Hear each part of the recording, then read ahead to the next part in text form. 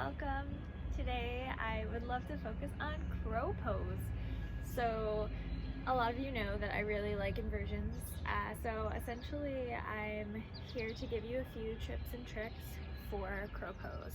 I've had a lot of people asking me about this position because honestly this position is a fundamental inversion to be able to start doing other inversions like headstands, handstands, all kinds of things.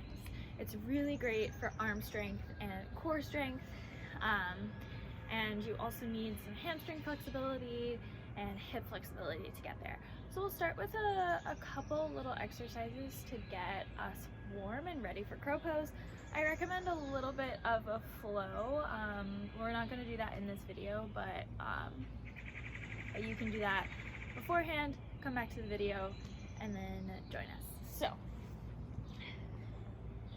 we'll start in an easy forward fold. Bring your feet hip width distance. Bend your knees generously. Release your head and neck down. Start to take a few breaths here.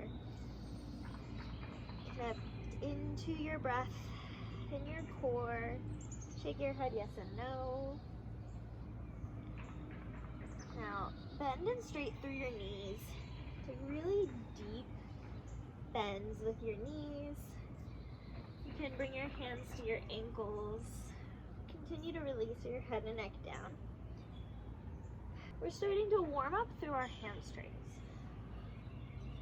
Warming up through your hamstrings is a dynamic way of being able to get into the stretch a little bit more instead of injuring our bodies. So take a few of these and then release your head and neck down. Option to grab peace fingers, grab your big toes, bend your elbows out to the side, relax your head and neck down.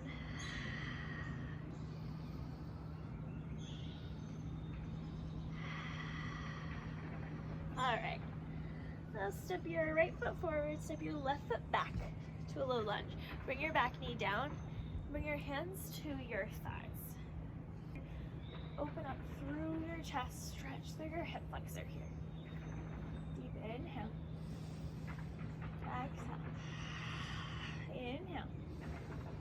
Exhale. Bring your fingers down to the ground. Flex your front foot and straighten through your front leg. It's okay if your knee is still bent here. Continue reaching your tailbone back towards the back wall and broadening through your chest. Lengthen through your lower spine here.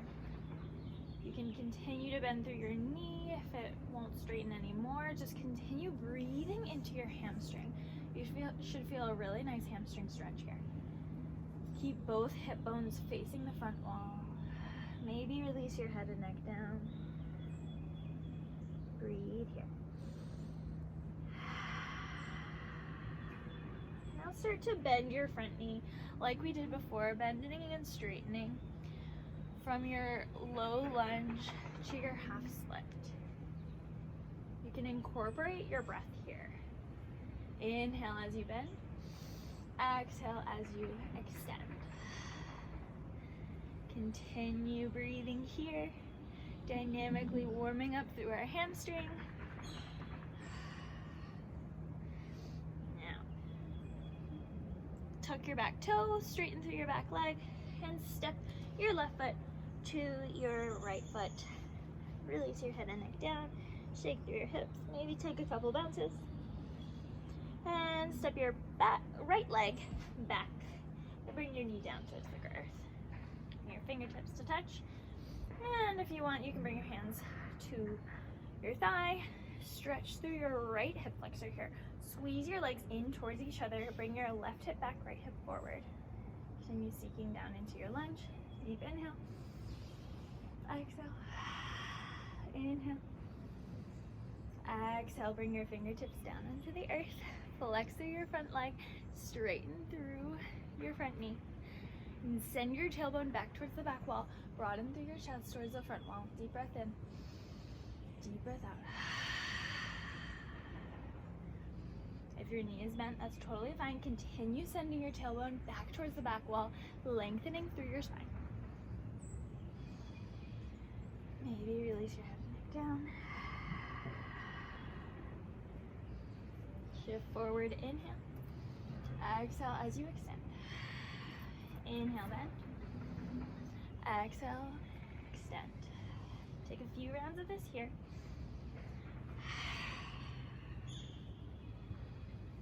Really warming up through your hips and your hamstring.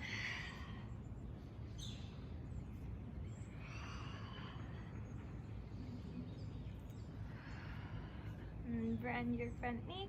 Tuck your back toes, straighten through your back leg. And step your right foot back towards your left. Release your head and neck here. Bounce a little bit. And inhale, slowly roll up to standing. Okay. Now, place your feet about hip width distance apart. Release your chest down to make a flat back. Bring your hands towards the earth. Bend through your knees. Plant your hands really wide on the mat, directly underneath your shoulders. Bring your knees up and in towards your armpits. Squeeze them there. If you can't reach your armpits, totally cool. Squeeze the outside of your arms here. Send your hips up and shift your weight forward. Find your chaturanga arms. Look forward. Look out more than you want to go. This will help you not fall forward. Important aspect. Pull up with your abdominals. Send your hips up. Now just shift forward into your arms. Feel how this feels. This is crow pose. You can stay right here. Continue working on pulling your belly up and in. If you want a little bit more of a challenge, maybe lift one toe. Feel how that feels. Lift the other toe. Maybe you can lift both toes. Find your chaturanga arms. Send your elbows back towards your sides. And if you fall, that's totally fine. The floor is right here for you. If you'd like, if you're a little bit worried about falling forward, you can put a pillow in front of you just to continue looking towards the pillow, and just know that if your gaze is sending out, you're not gonna fall forward. So, I hope you enjoyed this video. So my goal for myself and also for you is to hold this for 30 seconds.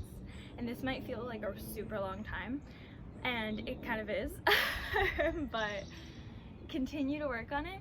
Maybe you'll hold it for 1 second the first time, and then you'll maybe hold it for 5 seconds the next time. And it's definitely a journey. It takes time. You can honestly just hold with your toes on the ground and continue feeling your weight shifting into your hands. And that is your crow pose. That's gonna continue working all the muscles that you need to work to be able to hold it in the air. Before you work on your crow pose, I recommend doing a few flows, maybe some sun salutations, really getting into your hammies and engaging your core. And if you have questions for crow pose, let me know. Thank you so much for joining me. Namaste.